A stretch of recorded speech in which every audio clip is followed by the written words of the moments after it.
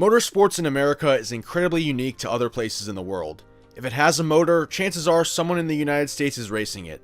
We have stock car racing, open wheel racing, endurance road racing, dirt short track racing, pavement short track racing, rallying, drag racing, motocross. I could sit here a while and still not list every series we have competing today.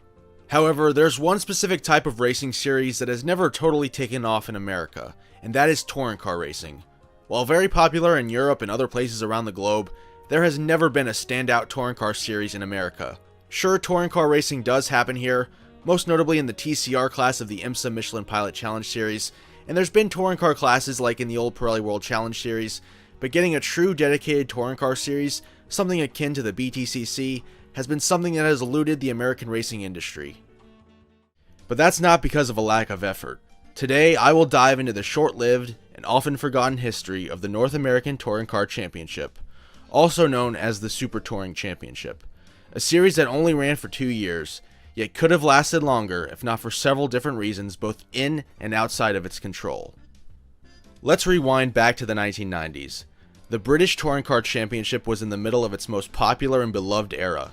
Several years earlier, the adoption of the so-called Super Touring regulations had brought in tons of manufacturer support, with close racing on tight twisty circuits providing great racing. The 2-liter engine formula offered teams and automakers freedom to do whatever they wanted as long as they adhered to having a 2-liter engine in the car. To say it was a show was an understatement, and it became arguably the premier touring car series in the world. Well, IndyCar team owner Jerry Forsyth took notice and got in touch with the BTCC's headman Alan Gow to see if that kind of racing could be brought to the United States. A deal was put in place to use the same Super Touring regulations, and from 1996 the North American Touring Car Championship was born. The series would be sanctioned by CART, and most of its races would be part of CART weekends at Belle Isle, Portland, Toronto, Mid-Ohio, Vancouver, and Laguna Seca. Several teams would enter cars that also competed in the BTCC, like the Honda Accord, Ford Mondeo, and BMW, but most ran without any factory backing, which was a big departure from the arms race that was the Super Touring era of the BTCC. Dodge ended up being the only automaker that developed a car specifically for this series, as they trotted out the awesome Dodge Stratus to be fielded by kart team Pac West Racing. It was kind of funny in hindsight to see a Dodge Stratus of all cars go out and beat these touring car icons, but they did.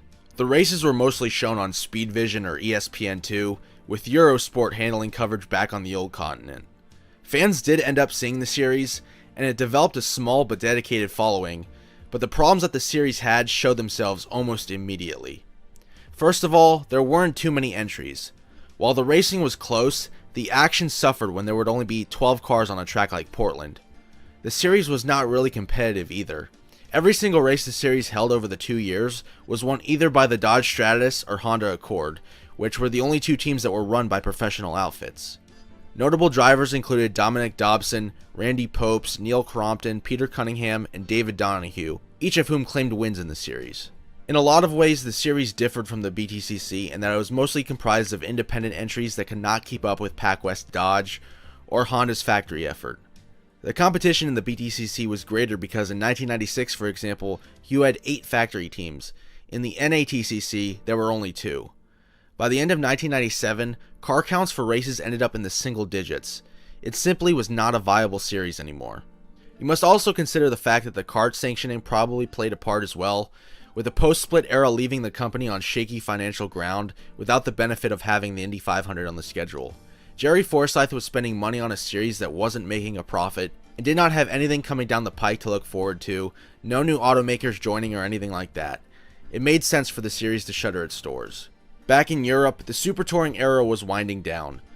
The freedom the regulations provided led to an arms race in the BTCC that led to manufacturers overspending and subsequently withdrawing from the series. Eventually, the rule set would change to prevent this from happening, putting an end to the Super Touring era in general. All of these factors combined to put an end to the North American Touring Car Championship almost quicker than it had arrived. Touring car racing thrives today within IMSA's second-tier series, but the dream of having a BTCC-like series in America has never truly come to fruition. In my personal opinion, touring car racing has had a hard time fitting in the United States on a large stage because of the presence of stock car racing here, mainly NASCAR. Both disciplines feature close racing with cars that are supposed to resemble their road-going counterparts. What could touring cars offer that NASCAR couldn't in the late 90s besides more road courses? If you were a touring car fan, you could just watch BTCC reruns on Speed Vision back then to get your fix. That was the main series where the talent and competition was. Ultimately though, the North American Touring Car Championship was a short-lived and forgotten series that had the ingredients to work out, but just couldn't overcome the financial hurdles and the lack of competition. It would certainly have been interesting to see how the series would have evolved into the 2000s, but we'll never know. The 1990s were a boom period in racing, and this series ultimately got lost in the fray of it all. One of the ultimate what could have beens in American motorsport. Remember to like and subscribe if you enjoyed this video. Thank you.